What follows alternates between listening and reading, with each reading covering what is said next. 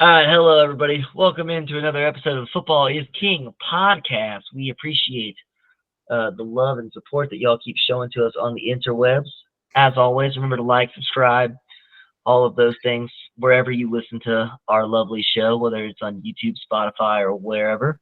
And we got a hot topic to start off. It's been a long time since we've had a BS conjecture statement or section of the podcast, but we're starting off with a good one today. And we're going to keep this as PC as possible, boys. I'm missing my other I don't know if it's possible. Missing my other PC member today with Blake being absent. But Rashard Mendenhall this weekend decided to post a tweet that is just, or I guess it's not a tweet anymore. He posted on X. I don't know what Jonathan is reacting to so bad, but there was an incident where we are now debating on the internet on who would win in a football game, the whites or the blacks. And that is just what's happening. And we have decided pre-podcast that we're going to keep it with current players in the NFL. We're not going all time. Because they don't want the smoke of all time. They don't want the because smoke. We don't want to go against Barry Sanders. I don't want anyone to go against Barry Sanders. A team of Barry Sanders and Tyreek Hill and Randy Moss on the same team, they win. I don't care who plays quarterback. That team wins. Who would be the black quarterback? Randall Cunningham, Michael Vick, Lamar Jackson. I mean, they got a lot of talent. You just named a lot of guys that like to run and not throw a football. That's something. Well, they don't have to. Let's be honest. If you got Mike Vick, he can just run all over us whites. Wait, what are we gonna do? Well, I mean, he's gonna do exactly what he did with Deshaun Jackson with Tyreek Hill. But Tyreek Hill is a better version of Deshaun Jackson. Yeah, he's gonna see Urlacher up the middle. That's what he's gonna see. Hey, the other question is, what kind of rules are we playing with on defense? We have old school all football? the kickers. That's a great question, actually. That's a great question. I assume since we're doing modern day players, we're doing modern day rules of the NFL. See, the real problem, we can all agree, the problem that team all white has is the cornerback position. The cornerback, and really, besides Harrison Smith, also safety. Just the secondary is a problem. I mean, it's going around the internet. Don't say it. Your boy said it. Christian McCaffrey's got to play safety, right? He's got to play safety. You got to play both ways. Play both ways. So does Cooper Kupp. Rush. We're just throwing not all Cooper the Rush. wide Not receivers. Cooper Rush is not on the all-white team. What about Aaron Donald? I'd say the other problem is that there's not that many white defensive tackles. Yeah, but you know what they don't have? They don't have a kicker. They got no damn kicker.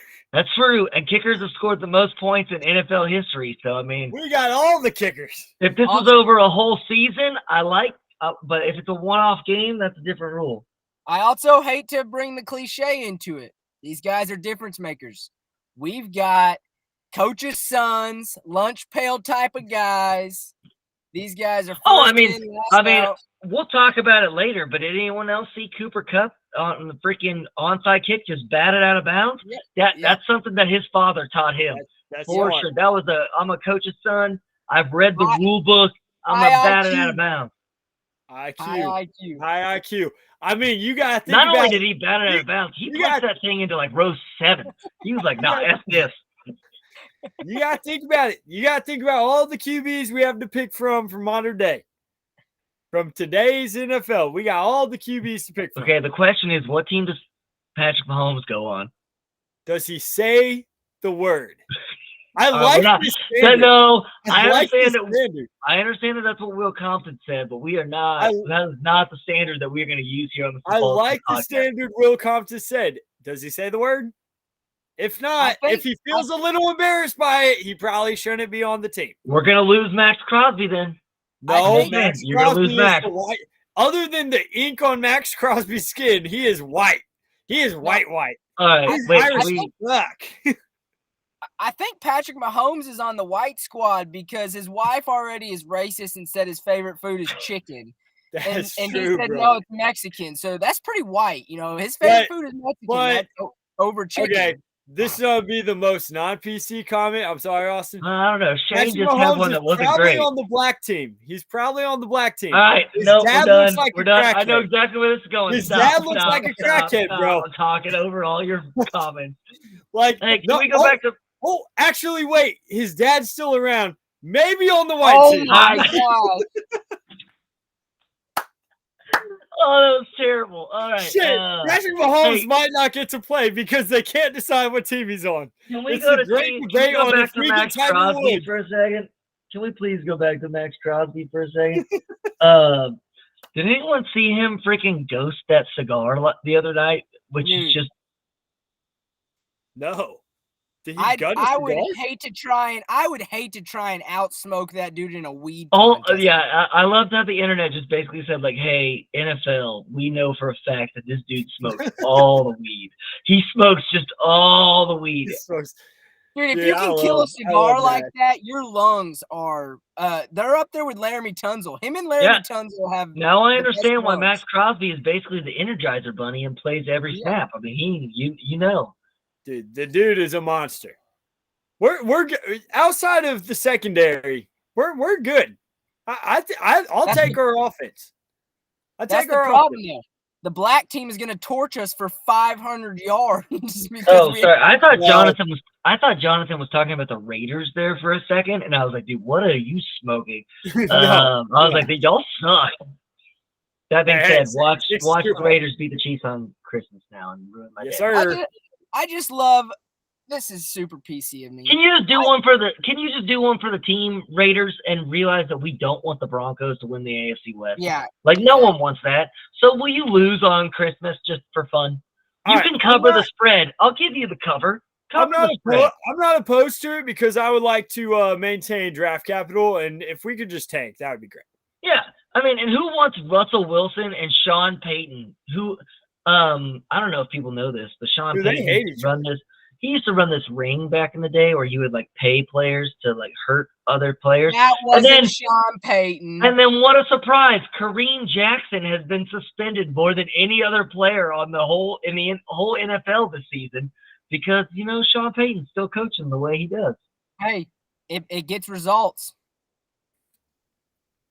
It gets you suspended for a year. Yeah. And then they make a Kevin James movie about you. He still won a championship with this kid's football team. I mean, Kevin James did, but yeah. No, that's a true story.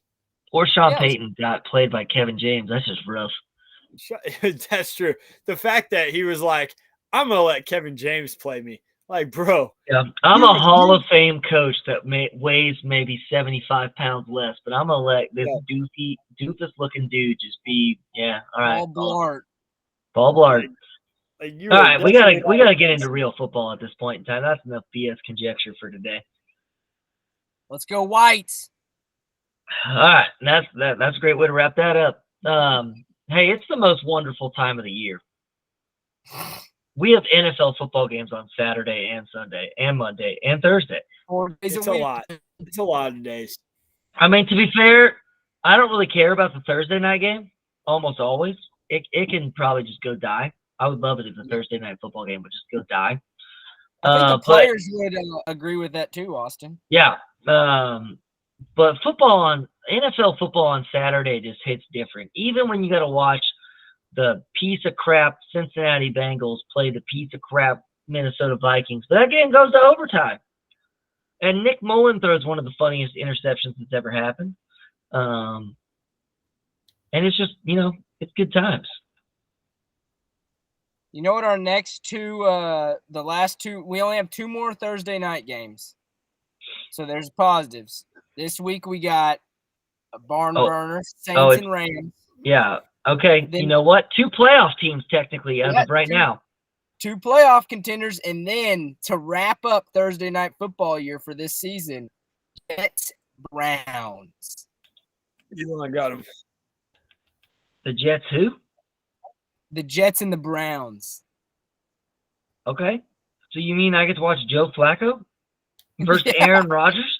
All right. I mean, Joe Flacco and Zach Wilson, baby. no, and Aaron Rodgers. Aaron Rodgers is going to come back from his Achilles, even in a game that doesn't matter, just to prove a point. He's going to be like, yep, I'm back. I was going to ask that because everyone says he's going to play only if they're in contention, which they're definitely not. They're not. They got eliminated from the playoffs.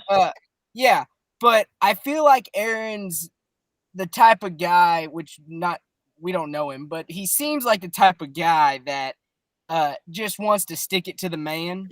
And yeah, so he's got a strong case of stick it to the man neosis, as the kids did in School of Rock, for sure. Yeah. So I see him playing just to do it, even if it's just a half. Yeah. Oh, he might come out for one play. He might come out for one play and just throw a screen to Garrett Wilson and then just jog off. Yeah. And give him the bird on his way out. We'll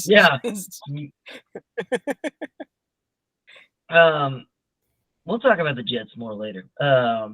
Back to the Vikings, though. We gave the Vikings a lot of crap last season, like a lot of crap, and they deserved it, and they lost to the Giants in the first round of the playoffs, so we were correct. My question is, would the Vikings be a good team if Kirk Cousins was playing quarterback for them this year? They might actually be an okay team. Like, their defense with Brian Flores in the second half of this season has been insane. Now, the problem is they've just had Josh Dobbs and freaking Nick Mullins as their quarterback for the majority of the year. Kevin Stefanski has done a better coaching job this year, besides the try the tush push on Saturday, I believe it was 2 in a row. That was terrible coaching. But this is definitely a better coaching job he's done with what he's given. I believe that you meant Kevin O'Connell. Kevin O'Connell, sorry. Yeah, but I would agree that both of the Kevins have done a better job at being coaches this year. Yeah. So I'm with you on that one. You know me and names.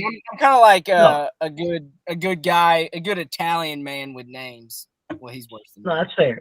There's a lot of Kevins out there, and it's hard to remember who's who. But yeah, I really think that like last year we kept being like, hey, the Vikings are frauds, the Vikings are frauds, the Vikings are frauds. And I think this year the Vikings would actually be kind of good. So like next year the Vikings might be really good. Yeah, that's the question. You think they still try to move on from Cousins, or you think they're like, shoot, if we had Cousins, we'd be a pretty good football team. So let's at least maybe a year contract, a 1 year. Let's see what happens. How old is Cousins? Like 35? It's got to be 35. Let's find out. Man, Elon was doing so good until we hit record. He is currently 35. Go us. We are so good at our job. And he turns 36 at the very beginning of the season. So 36-year-old Kirk Cousins. 1 year, do a 1 year, $20 million contract. Probably. I mean, the Vikings won't have a good draft pick. I mean, they're in the middle of the pack. I mean, they're still in playoff contention. So, and I disagree with all of the insiders out there that are saying like it's a great draft for quarterbacks. I don't see it. I really don't think any of the quarterbacks from this draft are going to be considered a success. This is kind of bad. Me neither. I agree. There's a stat that came out today looking at Kirk Cousins. He has more passing TDs than Lamar Jackson, Derek Carr, and Geno Smith on this season. And he hasn't played since October. I don't believe that. I'm not saying it's true, but you don't mean combined, right? You just mean no, just individually. Okay, I was like, there is absolutely no way that is true. But now the the other stats are his completion percentage and his passer rating are better than people, but that's skewed because he hadn't played as much. You know what I mean? The TDs is kind of alarming, but the completion percentage. I mean, Lamar doesn't have to throw touchdowns. Yeah, Kirk Cousins threw 18 touchdowns. Yeah. In 8 games. That's before Kirk Cousins went out, he was the #1 fantasy football quarterback in football. And they started out terribly, but then they started to get it together, and then he tore his Achilles. I mean, Cousins has thrown more touchdowns than Trevor Lawrence, Lamar Jackson, Derek Carr, Geno Smith, Joe Burrow, Minshew, Fields, Ritter, Jones, Young, DeVito. All right, now we're getting to crappy quarterbacks. But I mean, he threw more touchdowns than Joe Burrow, and Joe Burrow played 2 more games.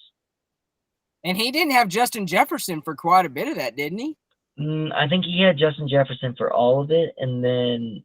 Oh, okay. He got and hurt. then after Kirk got hurt, Justin Jefferson got hurt, maybe.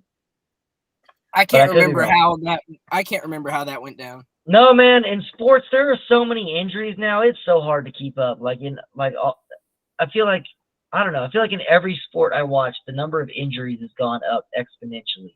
Oh yeah, for sure. I would agree with that myself. Also, all these turf fields like the Eagles and Seahawks are playing on right now that have the black little rubber pellets. Mm-hmm. Like those black rubber pellets have basically been proven to cause cancer. Yeah. So the NFL is going to get the pantsuit off of them eventually. Oh, one of these days. It'll be a CTE ordeal. I think the Vikings, you have to, I know that they wanted to move on supposedly, but I think you have to bring Kurt back for at least one more year. Just like I said, just to see what happens. I mean, it's not Kurt. You got to go get somebody in free agency. Yeah, not a rookie. If I'm the Vikings, I'm bringing Kirk back. I'm drafting a rookie and letting him sit. Let him sit, but we all know that I'm on team let him sit. I am too. I'm a firm believer in let him sit, but it's that no one wants to do that. When we were kids, you would have never heard a GM say, "We're going to draft this kid and he's going to start right away." Everyone always said he's going to sit for 2 to 3 years, 4 years, and then he'll get his chance. I mean, there's a couple like Peyton Manning starts right away. I mean, yeah, but those are like from this year. Your Caleb Williams is going to start right away, but your Drake May should sit 2 years. May not start right away. Uh-huh. But Jaden Daniels better never play. Jaden Daniels better go straight to Canadian football. Well, you know what the problem is? The Saints are about to draft him, and they're going to start him right away. You know what? I kind of like it though. I like it for the Saints, only for the Saints because he's not from Louisiana, but he played at LSU, so the fans will love him. Yeah, they will. They'll adopt him like a son. Hey, sure. This is side Raiders, but what can the Raiders get out of the Jimmy G contract? How does that? It's only a 1 year deal. Oh, it's only a 1 year deal. It doesn't matter. The Raiders will still suck. No, they will. I was just thinking about that today because I was thinking about old Derek Carr, which I mean, I don't think Derek Carr is our best option, even if we draft someone. But we can't get out of that contract even if they wanted to. I mean, it's too much. Yeah. No one's going to take it on. All right. Oh, never mind. I'm sorry. That's a 3 year deal. Oh, yeah, you're screwed. All right, that was 10 minutes on the Minnesota Vikings. That's probably a little too much. Saturday game, we're on to game number 2. We're 18 minutes in. Good pacing, everybody. The Colts blew out the Steelers. I think it's safe to say Mike Tomlin's going to have his first losing season as a head coach, and that is just sad. I still don't think you fire him, but that's me. No, I don't think you fire Mike Tomlin. I think you fire a lot of other people. Yes. I think that is it still the Rooneys that own that team? They need to go to him and say, hey, you either clean up the coaching staff or we're going to have issues. Because Kenneth Walker might just have a great touchdown right here. Yes, he did. Oh, what a run. Sorry. For those who don't know, we're recording this during Monday Night Football, and Kenneth Walker's back and a beast. Which the last time we recorded during Monday Night Football, we watched a guy almost die on the field. So technically, he did die, and they brought him back. So that's true. We watched a guy die on the field. We watched a miracle. And right now, we're watching the miracle of the Cowboys currently somehow trying to survive onto being the winner of the NFC East. In hindsight, that Monday Night Football game where he died on the field fucked me out of $3,000 in fantasy football. So happy he's alive, but it kind of fucked me. But the bigger question: does Damar Hamlin care about the fans? No, he doesn't because he's a fucking nobody. Was a nobody before he got hurt. No. He got hurt, and that's the only reason anyone knows his fucking name. Only reason. No, that's the only reason why anyone that's not a Bills fan knows his name. Oh, I'm sorry. I forgot about the Bills. Is he still at the top of the betting charts to win comeback player of the year? Has he even played? How hard should it be for him to win it? He died on the field and came back and played. He should win. I don't know, man. Have you watched Kyler Murray play football? That's true. That guy's. That's Tua. Yeah. Oh, come on. Tua came back. That's true.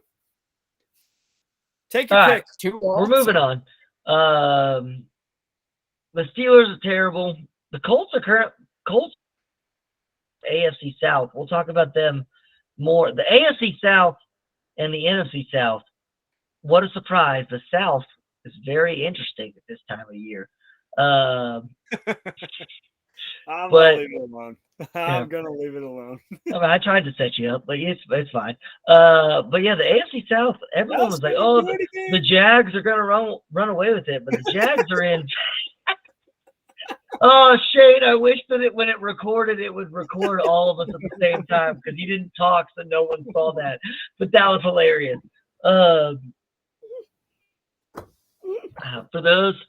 For those who couldn't see Shane because he did it silently, he is currently wearing a beanie that is red, white, and blue that does say something about Donald Trump being president, and he just like slowly turned it around. And it was good. It was good. It was a good joke. But both the AFC and NFC South are going to be very interesting at the end of the year. I could not tell you who's going to win either of them right now. There's only one team I know won't win each division. No, there's two. So the NFC South, the Falcons are out, and the Panthers are out. Well, yeah, Falcons and Panthers, yeah. And then for the AFC South, you know that it's not the Titans. Yeah. But other than that, it's wide open. Other than that, yeah, it's good times. I love the chaos. It's going to come down to the last week of the year for both conferences. And there are a lot of divisional games left in both of those conferences, so it's going to be wild. Yep. And I'm about it. We love the chaos here on the Football is King podcast, which is why we love the College Football Playoff Committee and all of its stupidity. And it's why we love the NFL because it's just wild. It's like the college though. If none of our teams are going to win it, give us chaos. Let's have the chaos. Oh, I mean, everyone's. If you watched ESPN at all today, who did they tell you were the two teams that were going to be in the Super Bowl? I didn't see it, so I don't know. Just take a guess. Who did ESPN? 49ers. The two teams. The Niners and 49ers. The Bills and 49ers. What is the Bills seeding in the AFC right now? Are they even in the wild card? No, they're the 9 seed. And the media is like they're the best team in the NFL. They're the 9 seed. That's how crazy the NFL is. For these people that get paid a lot of money to talk sports, they take one win and absolutely just. No, I don't disagree with them. The Bills are playing very good football, but the fact is they were so crap at the beginning of the season that all the tiebreakers, they might not make the playoffs because they lost to all these bad teams early in the year. I mean, as a Chiefs fan, I would like to avoid the Bills at all costs. Oh, I would too. But the media overreacts so much. Like, I don't think the Bills suck, but I also they don't suck. They're not. Yes. None of the teams in the AFC are great. I don't look at any of the teams in the AFC and say like, that's a great football team. This has gotten me before, but I swear, if the 49ers stay healthy, I don't see who beats them. I would say that the Ravens are great, but we're at like the Ravens' 4th string at every position besides quarterback at this point in time. So now the Ravens aren't great. And Yeah, whatever. I would also say that the Chiefs were great if they had any wide receiver besides Rasheed Rice that could catch a football. Yeah, But more dude, on that later. You guys, yes. Because for the first time ever, our defense is amazing. Our defense is so good. Yeah, just your wide receivers are terrible. If you don't count Travis Kelce is very good. Travis Kelce's very good. On the wall white team, by the way. Rasheed Rice is just good. He's not very good, but he's good. Just good. I mean, as long as Tony's out there. Rasheed Rice is going to probably hit 1,000 yards as a rookie, which is pretty good in my book. I would say, but there is upside to Rice because he's young. So I mean, yeah. But I mean, he has done way more than I thought he was going to. My brother-in-law asked me at the beginning of the year a fantasy football question on should he. They do like this ultra ridiculous dynasty league, and he asked me like, out of the Chiefs wide receivers, am I looking at Justin Ross or Rasheed Rice as a better investment? And Rasheed Rice. And I would like to say I was correct and said Rasheed Rice because I think he would at least just stay healthy compared to Justin Ross. And well, you're right. If he listened to me, he would be doing pretty decent. But I don't know. I don't know what he did. All right, let's keep it moving.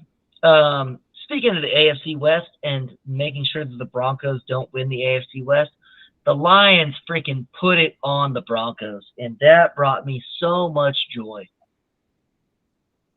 The Lions are, once again, not going to overreact here. They are going to get steamrolled in the first round of the playoffs. They are going to get absolutely.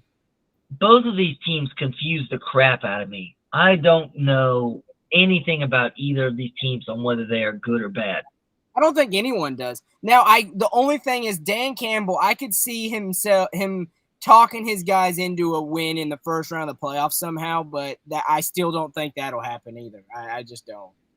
See, okay, I will say this. I know that the Lions are going to play a decent game if they play indoors. But if the Lions play outdoors, I know they're going to suck. Who would they be playing if it ended right now? Are they're the 4 seed, right? Because the Cowboys, no.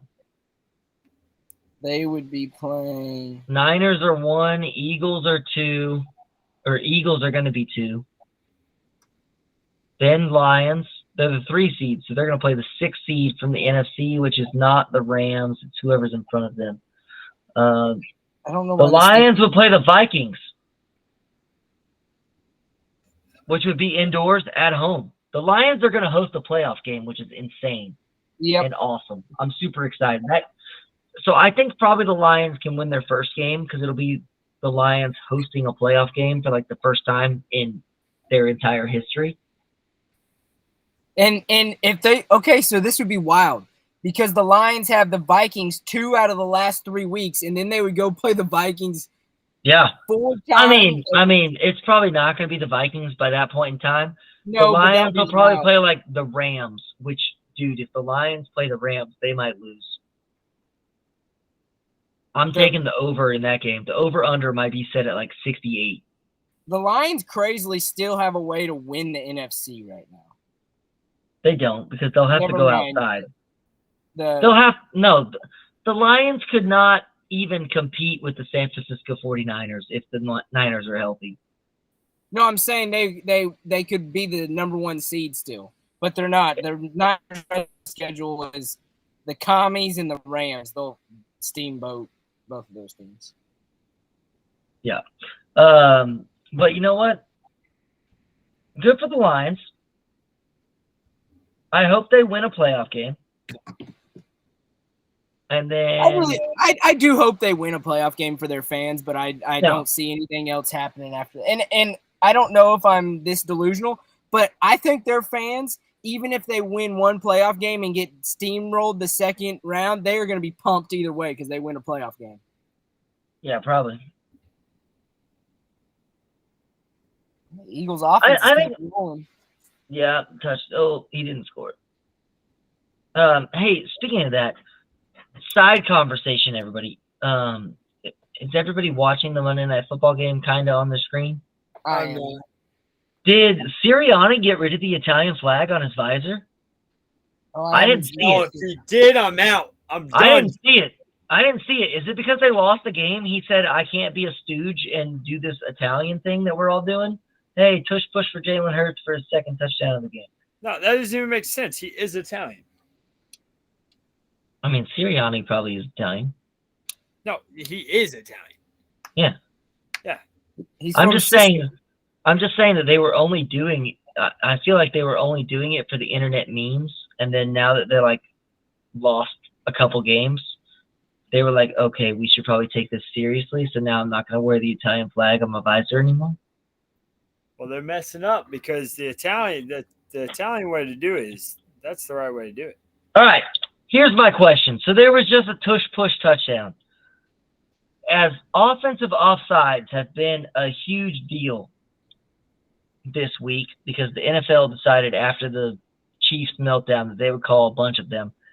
How are all of the offensive linemen on the tush push not considered offside? They're all lined up in the neutral zone. All of them. All Did you five. see Lane Johnson moved before the ball even snapped just then? I mean, he was. Oh, he false good. starts on every play. But like, I don't So- get it. I don't get how on a tush push are all of the offensive linemen not in the neutral zone. They're all lined up exactly where Kadarius Toney was for sure. Well, and on that play, especially when they're trying to get down low leverage, being offsides is such an advantage right there because your head starting to get down and get the leverage you need. I mean, Yeah, it's a huge advantage. I don't get it. I just Well, they were like, definitely offsides right there. I'm all for. I still think even if they lined up properly, that the Eagles would still make the tush push successful. But Yeah. if we're going to be doing over this, like, hey, we're going to all of a sudden we're calling offensive offside, then call the it. way that they line up right now, every single one of them is offside. Yeah. Oh, yeah, for sure. But they're not going to call it because, well, actually, They it would have been behoove- calling it though. No, I was gonna say if the NFL really wants to ban it, then they should be strict on it. You know what I mean? They should start cracking down on that tush push on Before the you rule logged on today, actually, they called a false start on Jason Kelsey because he like cheated with the football, which I was glad they did it. Yeah, he like basically pushed the football like a yard forward before where it was supposed to be, so that they could all scoot up. Yeah, I've seen him do that a couple of times. He'll They do it on all the tush pushes. He puts his left hand where the football is, then grabs the ball and reaches it as far as he can, so that they can all scoot up and be way closer. I guess if you're getting away with it, might as well keep doing it. These are the things that like the coaches every week get to have a meeting with the refs and tell them what to look for the other team. Yeah. How do these coaches not pick up on this? You know, Bill Belichick would. You know, that's the first thing out of his Belichick would mouth. be. Belichick and us. That's Yep. what you need to know, everybody. It's either Belichick or us. These are the people you need to be listening to. Yep. I mean, you have to find those advantages. Every little advantage is necessary. So find the advantages and tell the officials, hey, be watching this. And then if they don't call it, you can say, go on your soapbox after the game and say, look, this is one of the things we told the officials to be looking at, and they didn't do nothing all game long. Yeah. All right, we have got to keep it moving. We are way behind today. You would think with only 3 people that we would be ahead of schedule, and that's just not true. But you know what? We've had some good discussions today so far, so I'm about it. It's been a good pod. That's how it goes. I feel like I don't even realize how we're getting behind here because I feel like we didn't take nearly as long on the white versus black team. Well, some of these Well, games usually we do the BS conjecture with the college football podcast and not the NFL. Well, and some of these games are going to be non-conversation starters. We also did 10 minutes on the Bengals versus the Vikings, which is not ideal. We didn't even talk about how Jake Browning. You know what? We're going back to it. Screw it. I don't care if it's a long podcast. Can we talk about how Jake Browning is killing Joe Burrow's legacy? Because everyone talks about how good Joe Burrow is, but Jake Browning is just dominating with the same lighting offense. it up. It's almost like Joe Burrow is just made by the fact that he has 3 of the best wide receivers in the league. Just That- saying. it, Whoop, Just saying. there it is. it might Also, be. was Joe Burrow successful in college football before he had 3 of the best wide receivers in college football? Nope. Just saying. Nope. Joe Burrow kind of different play style than like Johnny Football in college, but a lot of the same. Oh shit! Someone's down there. Mike Evans is down there. I'm throwing it up there, and he'll go grab it. Type situation. That being said, I think Joe Burrow is an incredible quarterback. I just want everyone I think that he is amazing. But I like pushing. I like making jokes. It doesn't hurt that he's got some great wideouts. I mean, yeah. Yeah, I heard something different there. Now, on that same note, do I think that Joe Burrow is the best quarterback in the NFL? Definitely not. Definitely not. Definitely Justin Herbert. Do I? Josh Allen, Justin Herbert, Joe Burrow. And that's where you ran out. Jake Browning. All the whites. Flacco. Case Keenum. Will Levis. All right. Will Levis. Hey, let's talk about how the Raiders are the worst team in the league because they got freaking Brandon Staley fired, and I hate you for it. So we got to go. Was that on Thursday? Was that the Thursday night game? Thursday, baby. I know that we're not hitting any algorithms by talking about this 4 days later, but good Lord, was that game brutal. I don't even think they should have let Staley come back after halftime. We're back, baby. The Chargers definitely proved the point, and they got Brandon Staley fired. Did they say who they're going to name the interim head coach? Because if it's Kellen Moore, that is no. terrible. They did. No. It's not Kellen Moore. I think they should have shit canned him too. His name is GIF. GIF. GIF. GIFF is his first name. GIF Smith.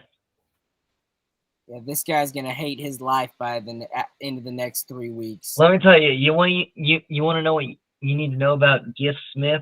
He's an old white. Is he special teams coordinator? He used to be a defensive line coach. Oh, this guy's gonna get the boys going, huh? I mean, he looks like a diet Dan Campbell.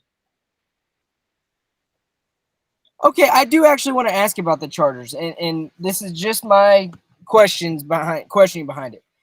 You fire Tom Telesco, and I think he probably has to get fired.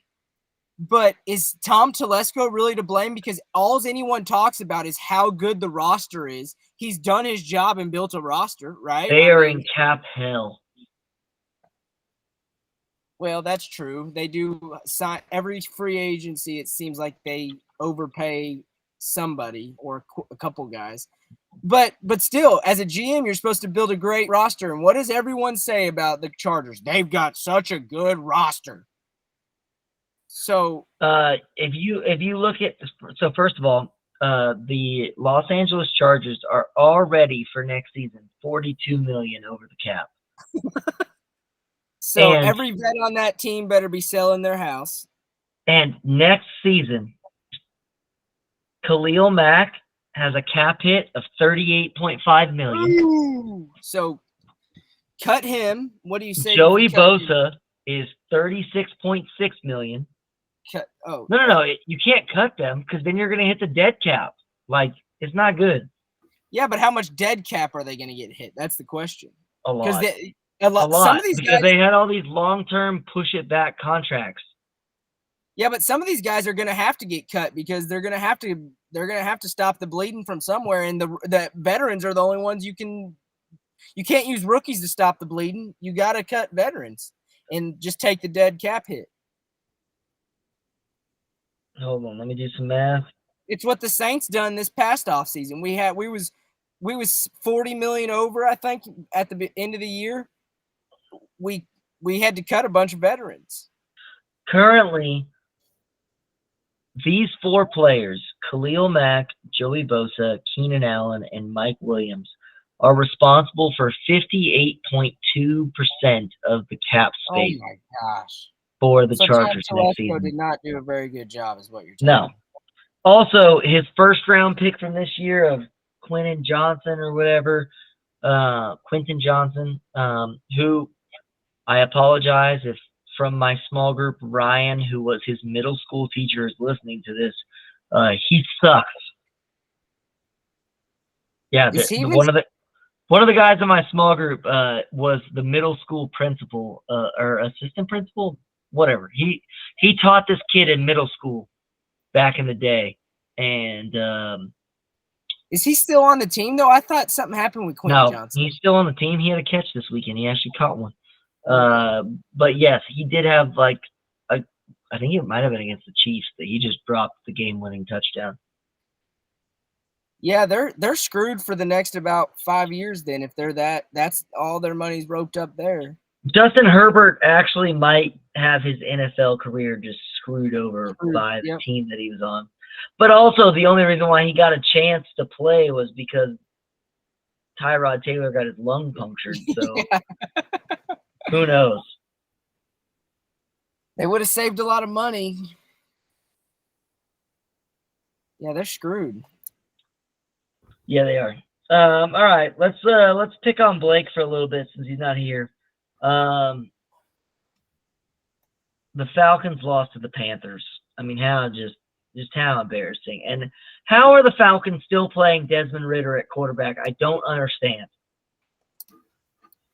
And they lost to the Panthers, and it's not like it was one of those games where the Panthers come out and lit it up all of a sudden and looked great. No, it was 9-7. Yeah, it was. They lost badly. Like it also,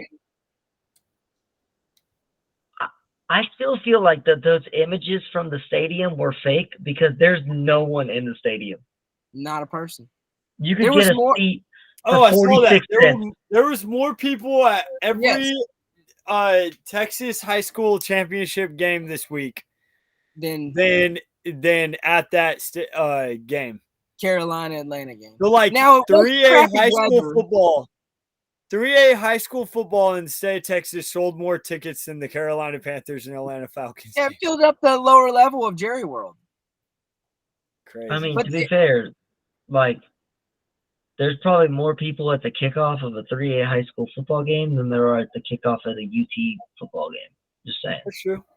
I mean, it's a solid chance. At kickoff. Now, by the time that the third quarter rolls around, maybe not. But I mean, I know probably like 5 or 6 years ago, I saw a stat that said that the top 10 recorded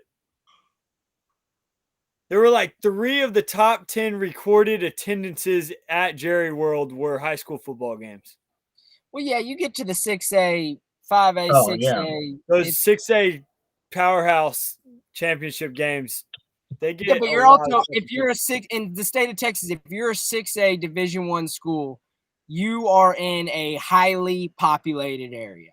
Yeah, but also like Jerry World's got that weird standing room only situation. So how many standing room onlys do they sell for the high school football game compared to at the NFL game? It's weird because I mean when we went to the Cowboys game, that game was sold out. Yeah. Against the Lions, it was sold out. Like every seat, we watched that guy have to pass his ID down like 58 feet to get his 3-foot margarita. Guy's like 60 years old and gets ID. They're doing Uber Eats to the top of the Cowboys stadium. I mean, the Cowboys have good attendance for their NFL game. They travel well. Cowboys fans travel well because they're everywhere across the USA, and I feel like inside of Cowboy Stadium is pretty sold out usually, but I feel like it comes down to those standing room onlys and how many people can be on the field and things like that. But yes, for those who don't know, for those people who listen to this who don't live in the state of Texas, all of the like things that you have heard about Texas high school football, they're true. No, it's not even true. Double it. It's not. Like, it's wildly Have you seen the television show Friday Night Lights? Double it. Like, it's a big deal. That being said, Austin, how many football players are getting passing grades tomorrow on that final that you have that they won't even take it? I mean, 0, because football season is done, so I don't care about their eligibility anymore. Also, no, for those that were listening to that, I do not give kids for eligibility purposes because our school is terrible at football, so why would I do that? I was going to say, Austin's saying that, and he's not even a teacher at a school with a good football program. Yeah, you say that, but our stadium's still sold out on Friday. Oh, yeah, I know it is. Master J does not give a fuck about your... You see that kid for DeSoto? 6'8", 365? Yeah, that kid's a freaking nature. Some things on that. Number one, Vista Ridge got second in district this year behind Vandergrift. What? Go team. Second of all, I don't know if y'all heard this, but I heard Master J's out. Master J is gone. Got that promotion. He's gonna be making them big bucks. He's already making those big bucks, but he's gonna be making those real big bucks. He's gonna be teaching next to the Leo building. That's how in the freaking world did we just spend that much talking about non-NFL football? The Falcons suck. Distraction. I don't get how Taylor Heineke is not your quarterback. Like Arthur Smith should be fired just because Desmond Ridder is his quarterback. Dude, he stands behind. Yeah, he chose. Yeah, he blindly stands behind Ridder, and he keeps pumping him up. No, today he was like, I don't know who's going to start this week.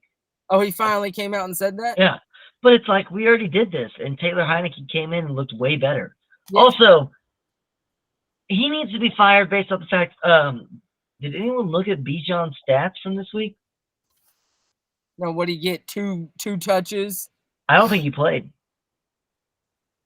Honestly, I don't think they gave him the ball once. Is there something where is Arthur Smith trying to become the coach of the white team or something, and so that's why he won't play Bijan? Just kidding. Bijan got the ball 7 times. Okay, still, that's a crime in itself. They gave the ball to Tyler Algier 14 times. Yeah, that's a crime. Oh, it's because Bijan fumbled early in the game. Okay, still. Bijan fumbled early in the game, and then Arthur Smith never gave him the ball ever again. Tell him he's running a mile after the game, you're still getting 20 touches. I mean, he's just so electric. I mean, I don't know. He's trying to get fired, I think. Arthur Smith is trying to get fired. It's either that or he knows his team sucks, and so he doesn't want to get his best player hurt. And so he's like, we'll just... That, or maybe he's like, hey, our team is really bad. Let's do the draft pick. They're going to replace Desmond Ridder with some other bad quarterback. Jaden Daniels. They're going to steal him from the Saints. Yeah. That would go right, speaking of the Saints, let's talk about the Saints. They won a football game. Good for them. I don't even remember it. They played the Giants? Yeah, we gave all right, wait, hold on. Every sack our defensive line gave him one of these. Yeah, but your team also had the cheapest shot on Tommy DeVito ever. So F y'all suck. No, it wasn't a cheap shot. It was was the cheapest of shots. I mean, you got to toughen up. It's the men's league, baby. He should be kicked. That defensive player should be kicked out of the league for life for taking that shot on Tommy DeVito. Defensive player's going to be sleeping with the fishes by the end of next week. It's not a big deal. Yeah. He also. I saw Tommy's agent on the sideline saying, "Hey, take care of him." To make it worse, he did do the whole shove the head into the turf even harder as you're getting up move. That doesn't ever look good. But yeah, hey, that's football, baby. All right. What I wanted to talk about with the Saints. Sorry, go ahead, Jonathan. No. I was gonna make some stupid ass comment. Go ahead. How is it possible that 2 of the NFC South teams are going to make the playoffs? We have just all year been talking about how bad the NFC South is. But the Bucks and the Saints are both going to make the playoffs probably. And that's insane. Toughest conference in football, baby. All right, let's not talk about that. The only problem is the Bucks and the Saints play last game of the year, so depending on what happens, like this Thursday, as much as I hate to say it, because it's probably I'm jinxing it, but the Saints and the Rams game could be a good game. Like it could be a legit good game. I think it would be a great game if it was on a Sunday. Yeah, but Thursday night football, just on the short weeks, the game is going to be bad. Like it might be close. It might be a close game, but it's not going to be a well-played football game. That's my problem with Thursday night football. Well, both of these teams don't particularly play well football. So I disagree. If I'm an NFC team that doesn't have a great secondary, I don't want to play the Rams. Well, the Saints don't particularly have a great secondary. I would also disagree with that. They're not the best secondary, but they're decent. Well, yeah, they're. I don't think they. The Saints' problem is their offense. Yeah, but the Saints secondary, like we always have a pretty jam up defense, and it's always the secondary that lets us down. Whether it be Eli Apple, go down the list. I mean, you'll have your issues every once in a while, but the issues always play out in the worst part of the game. That's the problem. Yeah, I guess, is what gets. But a lot of the Saints' problems are going to be their offense. Yeah, it's not even. I've come full circle on this. I used to blame Derek Carr. It's truly not the players. It is the play calling is god awful. It is god awful. It's a little bit on Derek Carr. It's a little bit on Derek. But I swear I'm on full swing. I used to blame 100% Derek Carr. I'm now on only about 20% Derek Carr. It is 80% terrible play call. Yeah, I mean, the Saints need some work. We already knew that they weren't gonna. We already knew. Derek. Do not. Derek Carr doesn't even get to scratch the freaking jock strap of like 10 of the quarterbacks ahead of him. He's not even practice squadding it. Oh, we could put Tannehill at safety.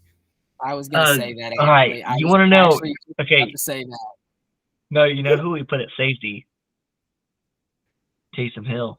Oh, what? Yes. No one even thought about how Taysom Hill was going to play every position.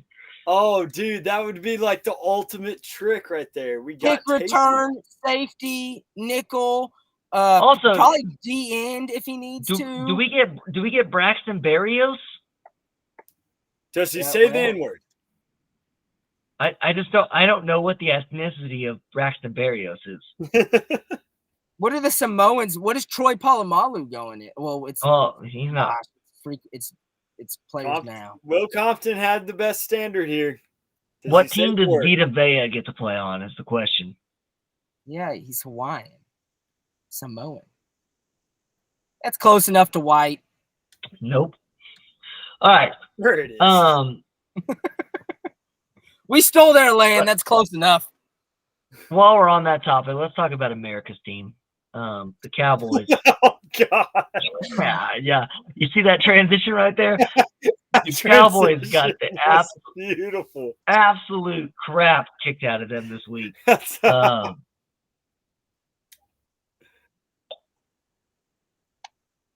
We're smooth with it, Jonathan. Jerry notably loves him some whites, too. All right. I would like y'all to start this conversation. I got to run to the other room real quick, and I'll be right back. But my prediction is? My prediction is that I'm really not too concerned with the Cowboys, and I'm not too concerned with the Bills. I think sometimes you go out there, you get hit in the mouth, and this is what happens. Okay, there you go. Let's run off of that. I have a different take on it. I think the Cowboys have a tendency of falling apart in games they should win. I don't think that they're going to win the Super Bowl, but I never thought that. So you kind of just look at it like how they played the Cardinals this year, and the Cardinals came out and punched them in the mouth. Yeah. And it's just like, okay, y'all look like the best team in the league one week, and then you come out and you look god-awful the next. And like, I think it's typical Cowboy fashion just to like be an undetermined, like, good team.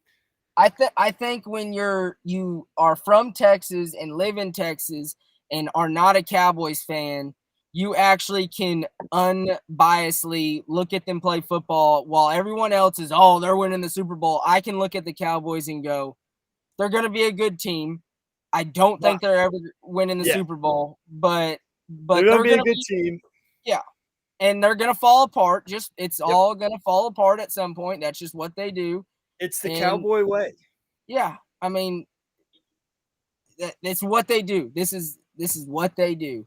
That's what they do. And guess what? They're going to continue to get talked about for half the day on SportsCenter. And that this is how the story goes. And then when they get knocked out in the second round of the playoffs, we're going to have a whole day worth of listening to what went wrong with the Cowboys, what do they need to do differently? Is Dak not the answer? What about McCarthy? And it's going to be the whole cycle, and it doesn't matter who they bring in after McCarthy. He's going to have high expectations, and they'll get kicked out in the second round of the playoffs, and we'll have the same loop of conversation. Honestly, kind of feel bad. I feel bad for the Cowboys this year because I feel like if the Cowboys were in the AFC, they would have a legitimate chance. It's the fact that they're in the NFC this year. Sorry, I don't know where y'all went with that. Sarah sent me the bat signal that she needed assistance. Well, we just said we were stating that the Cowboys are going to do what the Cowboys do. They're going to look really good, and then they're just going to drop games that they shouldn't drop. And they just fall apart, and then look. I disagree, though. I really feel like the Cowboys haven't dropped games that they shouldn't. Cardinals. Sorry. That one game very, very long time ago. All of their other two losses both make sense. The other two weren't bad, but it's what the Cowboys do. The Bills loss was a bad loss, but it makes sense. I mean, look at Mike McCarthy's record over the years. When he was in Green Bay and he would get eliminated in the playoffs, who would he always lose to? The Niners. And how would he always lose to them? Because his team couldn't stop the run. Yep. If you would have told me going into this week against the Bills that Josh Allen would have thrown for under 100 yards, I would have said that the Cowboys crushed the Bills. Yep. The Bills beat the Cowboys without throwing for over 100 yards. That's insane.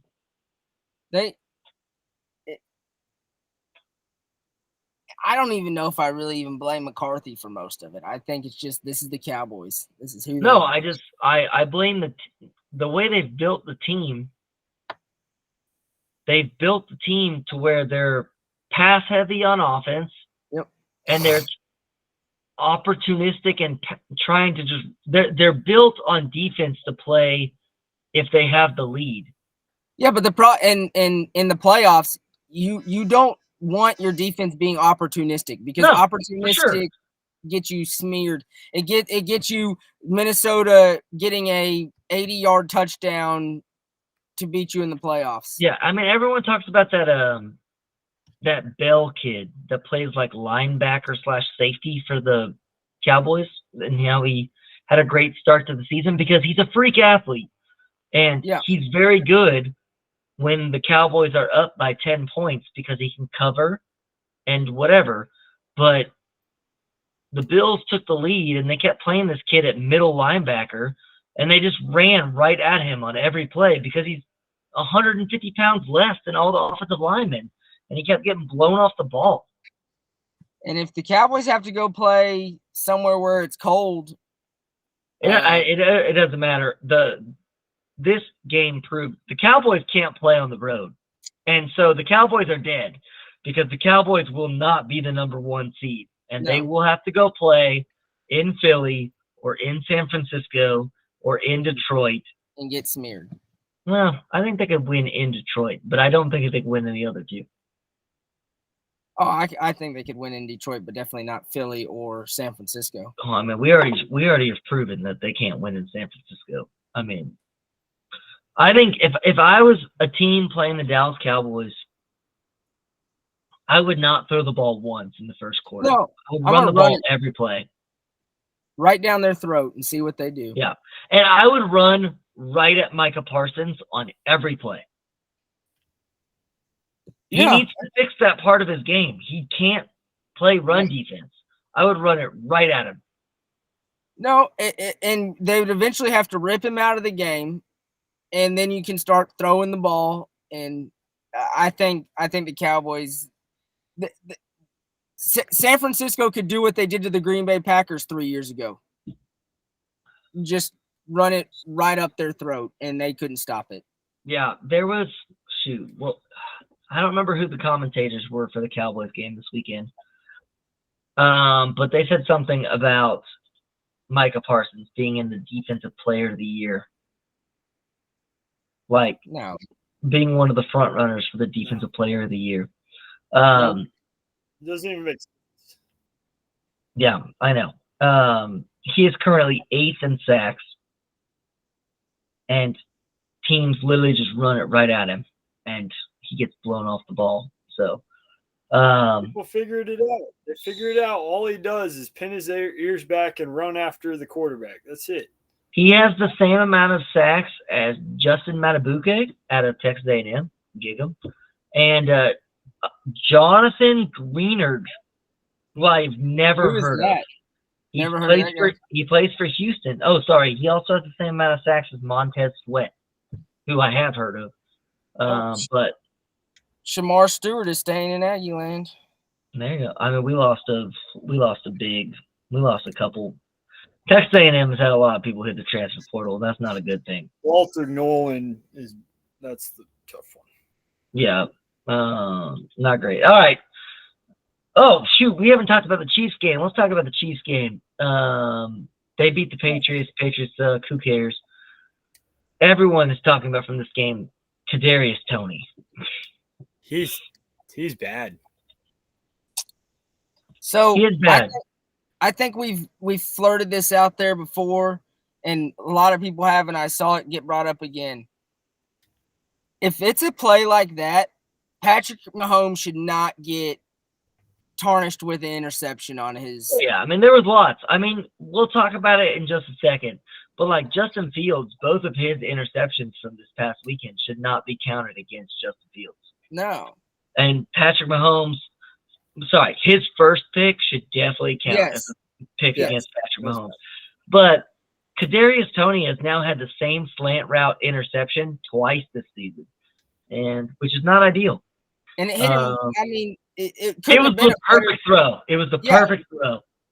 It's perfect. He just dropped the ball. Yeah, I think not only did he drop the ball, he dropped the ball in a way that he hit the ball up in the air. So it's just like, the defense is coming down with it. It's like he did when he's running that slant. It's like he doesn't have enough faith in Patrick Mahomes not to put him in a bad position to not get ear hold. That's what it seems like. Yeah, I saw Deshaun Jackson on a podcast saying that he would like to sign as a free agent for the Chiefs this year. And honestly, I might take it. Yeah, go get him. Because Sky Moore and Kadarius Toney can't. They just shouldn't take the field, which is really hard for me to say because Kadarius Toney won the Chiefs the Super Bowl last year. He was instrumental in winning the Chiefs the Super Bowl. Sky Moore can suck all of the oranges and in the world because he is awful. And he had a huge fumble this week. Just a nice, easy throw, fumbles the ball for absolutely zero reason. Sky Moore should never step on the field for the Chiefs again. We should just say, hey, we know we took him with a second-round pick. He was a bust. Maybe we don't draft anyone from Western Michigan ever again. And you know what? Deshaun Jackson is not a number 1 or a number 2 wide receiver. But in an important part of the game, you can trust him to catch the football. He'll go deep. Yep. And he'll make a play. Well, I'm sure he probably wants that slant route so he can create with his feet. No, he does not. Deshaun Jackson wants to run one route, and that is a go route. He wants to give you a stutter step and go. Catch that ball.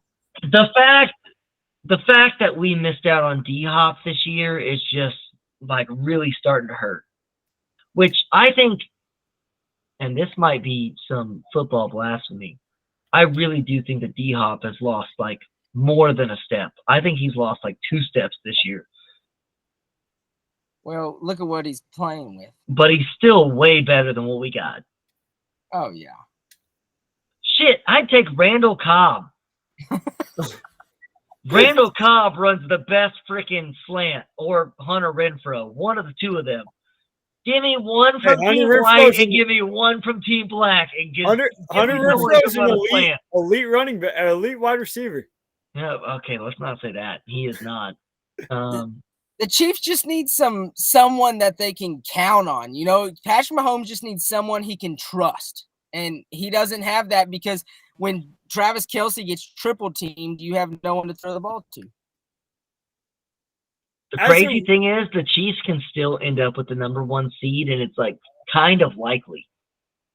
As a rival to the Chiefs, the idea of Patrick Mahomes throwing balls to Travis Kelce and Hunter Renfrow scares the fuck out of me because those routes would be stupid.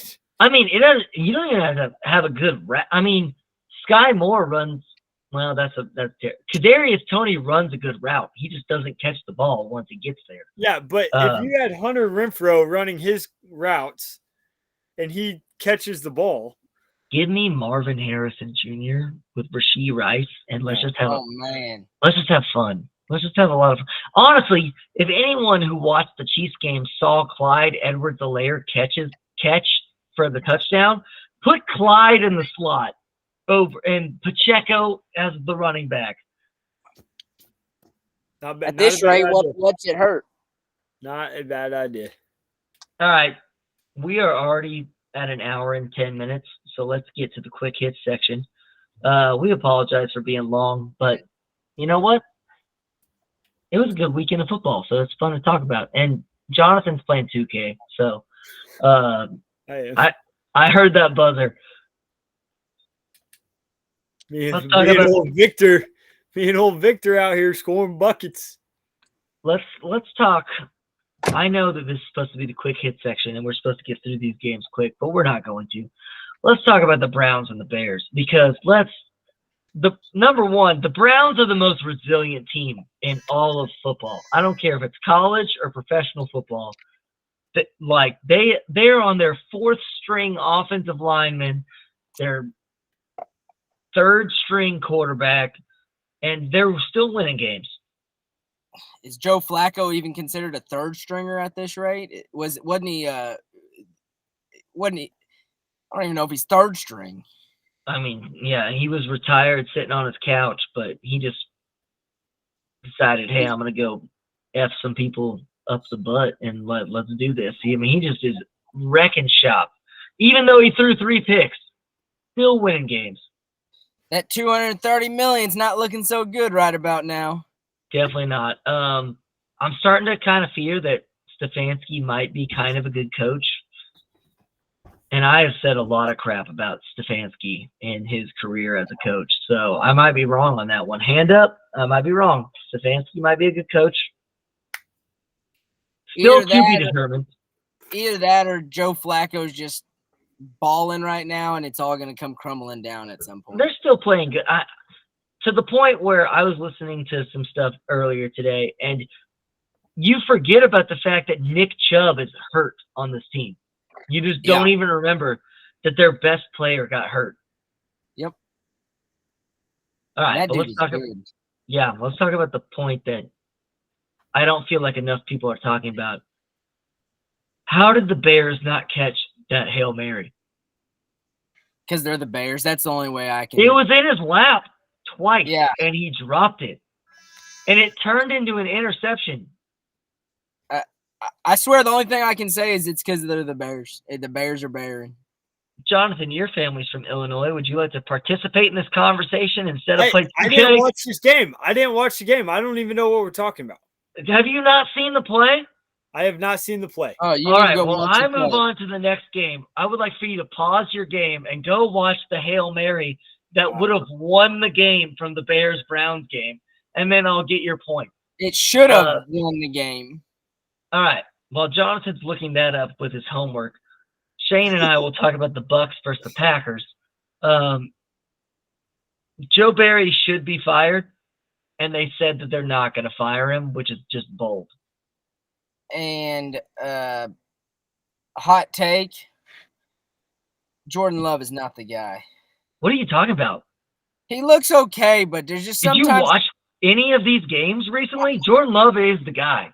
No, I watched. Good, dude. I watched some highlights of this last game, but there's like I guess this is where I'm picking needles, whatever the saying is. There's just a couple throws each game where I'm like, what were you doing, bro? Like what? Where? I mean, okay, that happens all the time. It happens to every quarterback. That's what it is. I'm splitting hairs. That's the saying. Yeah, you're splitting. Jordan Love went 29 of 39 for 284 and 2 touchdowns. Yeah, I mean, good stats. They need to get Aaron Jones a little bit more involved. I don't know. He's coming off an injury. Yeah, but everything you read says he's back to 100%, and it doesn't seem like they're utilizing. I don't care what you read. He ain't at 100%. You don't come off the injury report at 100%. No one is 100% at this point in the season. No. Jordan Love, I'm not saying he's a Hall of Famer like the Packers have had, but Jordan Love is as of right now, like if you're the Packers, he's your starter next season. Oh yeah, he is. You're not looking at this saying like, hey, we need to go find ourselves a new quarterback. No, because even the game they lost against the Giants, his stats aren't terrible. He had that one interception. Jordan Love is playing decent. Their defense is just really bad. Except for when they played the Chiefs. Did you watch the play yet, Jonathan? So wait, they called back that big pass first. I don't care about that. I'm watching it right now. ESPN keeps pausing every 30 seconds to talk about shit. Why would you not just go to YouTube and type I in did go to YouTube. I clicked on the third video on YouTube. Terrible. All right, let's talk about the Texans Titans while Jonathan's doing his homework. Is that Mooney that drops this? Yeah, Mooney. It hits him like square in the chest. My internet sucks. All right. Titans lost to the Titans didn't cover the spread at home for the first time ever and freaking screwed me. To Case Keenum and the Houston Texans, which good for them for staying in the playoff race, yada, yada, yada. I don't really care about any of these things except for does anyone know when CJ Stroud's going to be healthy? I don't know because it seems like they're in the playoff hunt, so it's not like you sitting him. He's got to come back. Yeah, no. I mean, he just had a concussion, so they'll put him back in. I just need the Texans are one of these teams that I need to keep winning so that they keep the Bills out of the playoffs. He's still in the concussion protocol, so they got another week to get him out. I just need I can't have the Bills make the playoffs. That's what I can't have it. I cannot have it. You don't want another all-time great Bills-Chiefs game? No, I really, really, really want the media to keep talking about how the Bills should win the Super Bowl and then them not make the playoffs, because that would be hilarious. I also want to agree with J.J. Watt on something. Houston deserves to get the Oiler jerseys. Yeah. The jerseys are officially Houston's, for sure. Well, also, when's the last time you saw a goddamn oil rig in Tennessee? Nashville at that. Well, okay, just because they play in Nashville doesn't mean that they are the Nashville Titans. They are the Tennessee Titans. They encompass all of Tennessee. Only thing I ever seen there is some moonshine stills. That's about it. I drove through a bunch of beautiful trees and a freaking big ass Bass Pro Shop. They know how to do Bass Pro Shop in freaking Tennessee. I'll tell you that. Memphis has the best Bass Pro. Yeah, it's the freaking pyramid. It's huge. Pyramid. It used to be the Grizzlies stadium. Oh, nice. Beale Street can suck all the eggs because Beale Street sucks. Just give Houston the Oiler uniforms and call it good. Fair enough. Let's keep it moving. The Dolphins versus the Jets. Bah. There you go. My only thing, why is Robert Saleh not getting fired? I think just because they know Aaron's coming back next year. Okay, so they're gonna fun fact. Look at all of the quarterbacks that have gotten hurt this year, and the coaches have done a good job. Oh, I agree. Kevin O'Connell, we already talked about. On this podcast, we've talked about Stefanski has done a good job with his starting quarterback getting hurt. O'Connell has done a good job with his starting quarterback gotten hurt. I'm sure we have talked about others. If you want to hear what some people say, Kyle Shanahan's done a great job. Steichen in Indianapolis has done a good job with his quarterback getting hurt. I mean, shoot. Freaking Antonio Pierce has done a better job with his quarterback getting hurt. Freaking Houston just won with Case Keenum. Zach Taylor, who I don't ever want to compliment because he is a doofus, has done fine with his quarterback getting hurt. But Robert Saleh keeps getting a pass. Yep. Also, the Jets defense, which is supposed to be elite. And he's a defensive guy. Yeah. Same reason why Brandon Staley got fired, because his defense is trash. You get shut out 31-0. You can't blame it all on the offense. All right. Speaking of our boy, Brandon Staley, it's been a while since we've talked about the Brandon Staley coaching malpractice meter. But needless to say, it'll always be named after that, after our boy Brandon Staley. But Riverboat Ron gave him a run for his money this week. Riverboat. Did y'all watch any of that sequence? I did not. Nope. It took over 4 minutes for the Washington Commanders to gain 1 yard. That's awesome. When they were down 15 points. I love it. Oh, Ron. I mean, the clock's management in that game was just atrocious. You know, if I'm Ron, I'm saving face. I'm not even letting them fire me. I'm resigning the second the last game's over this year. I'm going to the podium and I'm saying just go back to broadcast. I looked at it and I said, all right, Ron Rivera is trying to get fired, but seeing whether or not they will fire a cancer survivor. What I looked at it as.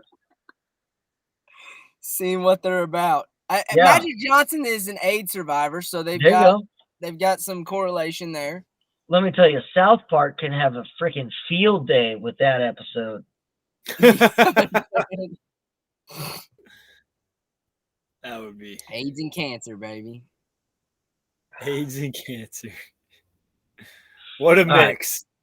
They just need like some dementia and they'll have the trifecta. For those that have listened to an hour and 18 minutes of our podcast, which is probably pretty few of you, we don't like to support other podcasts on here, but go listen to Pardon My Takes segment about the Commanders-Rams game because it's pretty good. PFT as a Commanders fan. It was good. I liked it. Also, I like how they have decided to split up their episodes on Spotify where you can go by game so I can skip the games that I don't care about. Gotta be. Speaking of games that I didn't care about, the Niners beat the crap out of the Cardinals again. Hooray. They're going to win the Super Bowl. Yeah. Oh, Jamar Chase is going to miss some time after suffering a separated shoulder. Oh, separated shoulder. Yeah. All right. Here's my real question. We all know the 49ers are good and can possibly win the Super Bowl. But we also know that Kyle Shanahan always chokes in the playoffs. So who knows? My question is about the Cardinals, to be honest. Do you stay with Kyler Murray? All right. My internet's breaking in and out. What did you say? Sorry, it might be my internet. I've had some problems with it. My point was, we know that the 49ers are very good at football. We also know that that Kyle Shanahan will choke in the playoffs. He will. The 49ers won't win the Super Bowl because they never do. My question is, do the Arizona Cardinals stick with Kyler Murray? As much as I've shit on Kyler Murray, you probably do. You already He paid honestly him. looks really good. Yeah, he doesn't look bad. You That's already what I'm paid saying. him. And you paid him. You just stick with it. You just don't have anyone around him, so. Okay, there we go. Boom, moving it on. The other question from this game is who deserves to be the MVP of the league? Yes. Probably Christian McCaffrey. I don't know. I think this is a hard year, honestly. I mean, this year, yeah, you could pick so many Flacco, people. maybe? No. I just Definitely not. there's no like quarterback in mind that's like, oh man, he's the best. If you're gonna have a year that a quarterback doesn't win it, this might be it, and it would be McCaffrey over Hill. Yeah, but Tyreek Hill should be. I mean, those two right there are probably the most valuable player to their team. The thing that killed Tyreek was the fact that his team won 30-0 without him this week. Yeah, but still. If the Dolphins would have struggled against the Jets, then it would have been Tyreek by a landslide. And look at what happened. What was it? 3 games they didn't have Christian McCaffrey. They lost all 3 of them. No, it was they lost all their games without Debo and Trent Williams. Oh yeah, it was deep. Okay, so. And there's no way they're ever going to give it to Trent Williams. No, but that dude is a baller. He is. I think Brock Purdy will win it. I think currently Brock Purdy is the favorite. He is. And depending on how if the Niners win their last 3 games and Purdy plays fine, I think he will win. Which is a good story, a cool story. I mean, give him that. That's fine. I'm just saying, as of right now, I couldn't tell you who the most valuable player is. Me either. Like some years, it's super easy. I could tell you who the most valuable player is on each team. Yeah, but I couldn't tell you who is the most valuable in the league. Who stands out above the rest? Who I don't. This is a weird year. It seems like because most years you can say this guy for sure is the MVP. Yeah. This year, I don't know. I definitely wouldn't want to have a ticket for MVP right now. That's for sure. No. Because you could win or you could lose. If anything, I would take a Brock Purdy ticket today. Brock and Christian just double up on 49ers. Actually, look. I want to look at that right now. They got to be 1-2. Lamar's going to be up there. No, he's not. No? I figured he's always a crowd favorite for the whole MVP. I wonder why. I mean, because he's pretty good at football. Nope, that's not true. He's a great athlete. I do not. He is very good at football. He's a great athlete.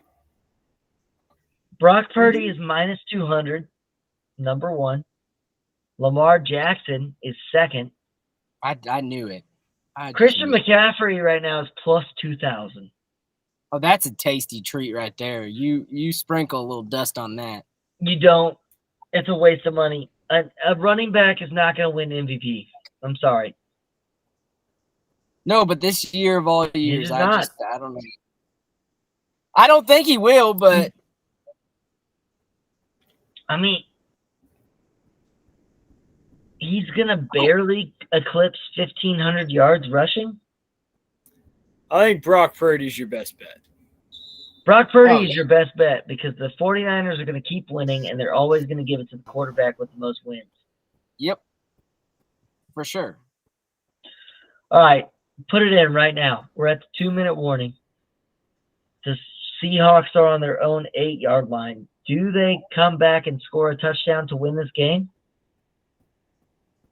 No, Drew Lock's going to throw an interception. All right. If that happens, if Drew Lock if the Seahawks do not score a single point, then are gambling, only Jonathan will have won a game. There we go. Let's go. Before we get to the gambling, golly, we're almost at an hour and a half. We have got to wrap it up. Before we get to oh my gosh, he almost just threw a pick. Before we get to the gambling part, last game before the Seahawks-Eagles game, the Ravens beat the Jags. There you go. If you watch the game, the Jaguars have the same problem that they've had all year, in that they get into the plus territory, and then they just decide to self-destruct. Yep. Honestly, the Jaguars could have won that game easily. I chose the Jaguars to win the Super Bowl this year too. You did pick the Jaguars to win the Super Bowl. The Jaguars missed 2 easy field goals. They turned the ball over twice inside of the Ravens 30. They moved the ball on every drive, and then it just didn't score points. So, does it ever seem like Trevor Lawrence is trying too hard to thread a needle? Yeah, Trevor Lawrence and Justin Fields this year have the exact same stats, so that's not good. No, sometimes it just seems like he's trying too hard to do something. All right, let's do our last segment of the day before we get to the gambling part, which is our actual last segment of the day. Now that we're at playoff time, here we go. Let's talk playoffs and who we're going to predict who's going to make the playoffs after each week. So, in the AFC, pretty much the Ravens, Dolphins, Chiefs are locked in to make the playoffs. But here are your wild card teams. And you just tell me, you got to pick 3. I'm going to read you 1, 2, 3, 4, 5. I'm going to read you 5 teams. You got to pick 3 that actually make the playoffs. Okay. The Browns, Bengals, Colts, Texans, Bills. 3 of those 5. Bills. Okay. They're going to win the Super Bowl, according to the national media. Texans. Ooh. Browns. Okay. Shane? I was going to say Bills, Colts, and Browns. Okay. There you go.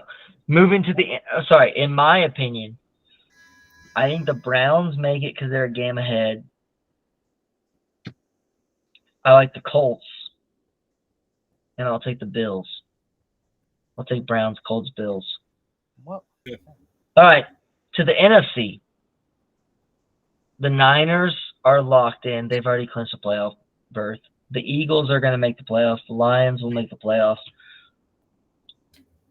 Jury is still out about the Bucks, but they probably will make the playoffs. And then here are your teams for the wild card. You have the Cowboys, which actually have already locked the playoff berth, so we'll forget about them. So you got 4 teams. You got 2 spots between the Vikings, the Rams, the Saints or Bucks, and the Seahawks. I think the Saints. Oh, because the Saints and the Rams play to Saints or Bucks and Seahawks. I'm going to say the Saints, the Rams, and the Vikings. We're only picking 2 teams. So Saints and Rams. Taking Saints and Rams. The question with that is we're gonna assume at this point that the Bucks are gonna win the NFC South, which I believe they have a 1-game lead. Okay, so if that's the case, then I'm gonna take the Vikings and Rams. Sorry, they don't have a 1-game lead. The records are tied, but they own the tiebreaker. I think, Nick Mullins really just proved to me this week that the Vikings are going to get screwed, even though they probably deserve to be in the playoffs. I think the Rams and the Saints are going to sneak in. I hope the Saints sneak in, but I just don't have a lot of faith right now. If any of us at the beginning of the year would have said 2 NFC South teams are going to make it, we would. I would have never said that in a million years. Okay. Here's how the end of this podcast is going to go. We're watching the end of Monday Night Football, and also we're going to talk about gambling. Oh my gosh, Drew Lock just missed a wide open guy, Tyler Lockett, for a 20-yard gain. Let's talk some gambling things, and then we will react to the end of this game live. DK Metcalf is a beast. Last week we all sucked at gambling, but we still have. Blake did pick the Eagles -4, so best case scenario, he's going to push in this game. Probably not.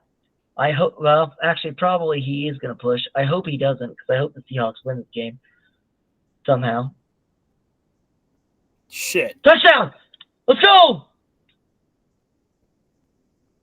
The Eagles just got scored on. What a throw! What Jackson a Smith throw! and Jigbo just made a great catch. What a throw and catch! Wow. All right, so the Eagles are going to have 28 seconds to try to come back. I'm sorry that I'm ahead. I'm usually way behind. Uh-oh. No, Drew I Lock saw it. I saw it right when you saw it. Because we both reacted. I said, wow. I'm usually the one ahead. I literally turned it on, and that was the first thing I saw. Blake is definitely going to lose his -4 pick on the Eagles. So that makes it to where the only person that won a single bet this week is Jonathan won Tech -2.5, and we lost every other bet as a podcast. There we go, that's really, really bad. Who is that? Blankenship for the Eagles? That's why you can't have a white playing safety. Whoa. I mean, yeah, that right there is showing me that Team Black is going to win. That's why Christian McCaffrey and Taysom Hill have to play safety.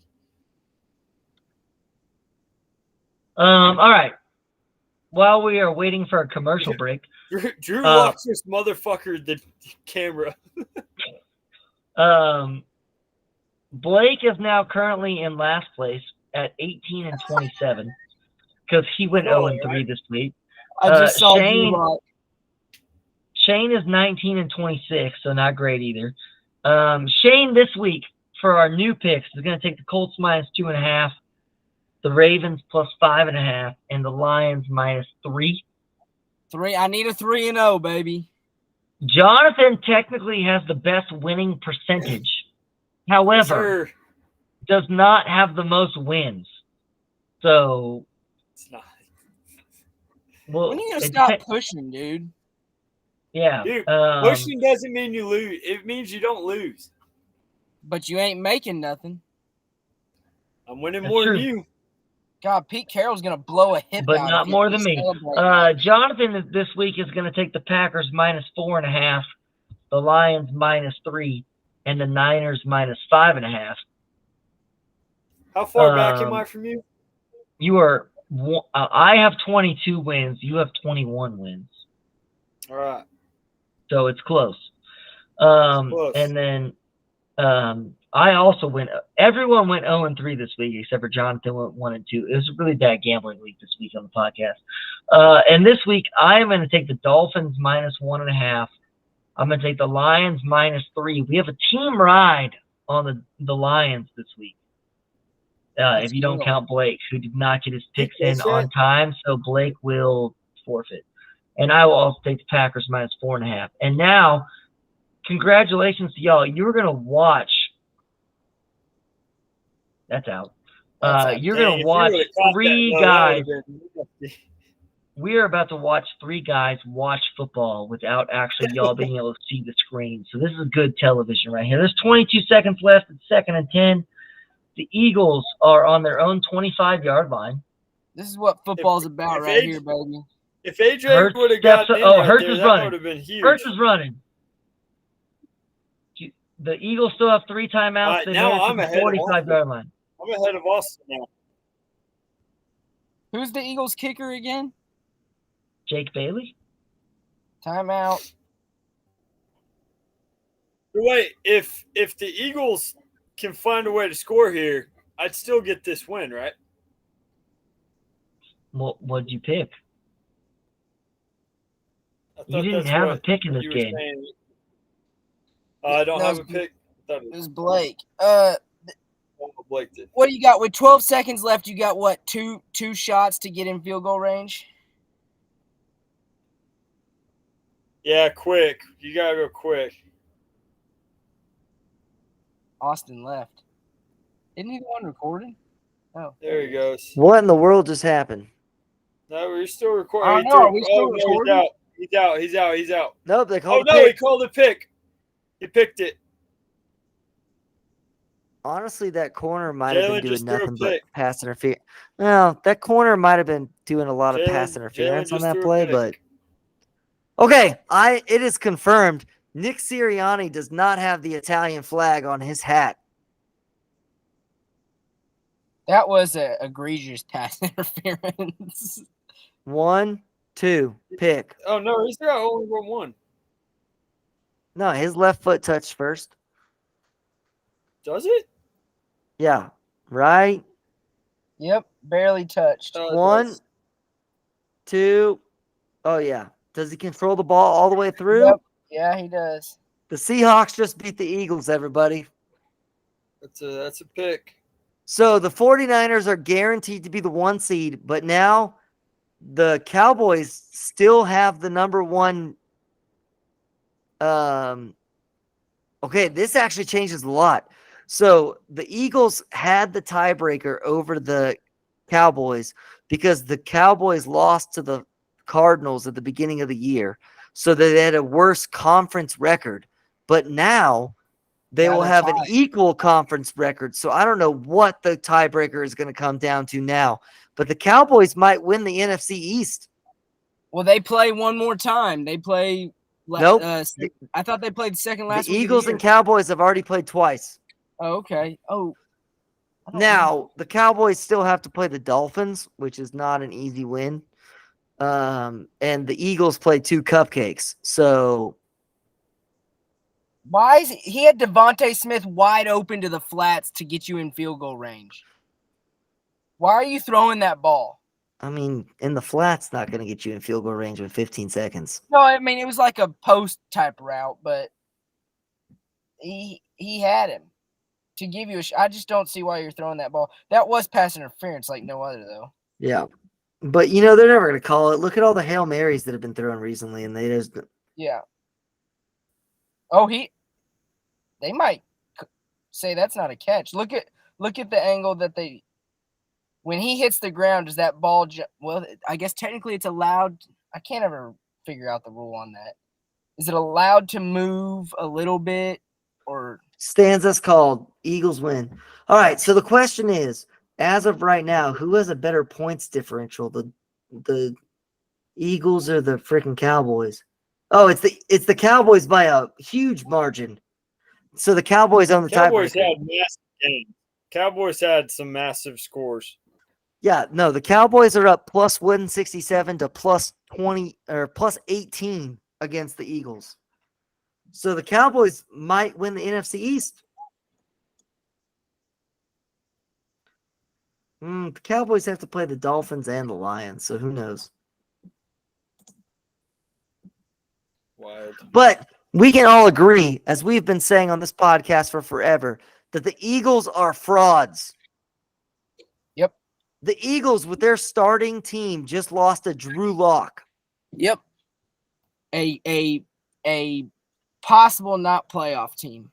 Yep. All right. And we're an hour and 40 minutes in, so this podcast is now officially over.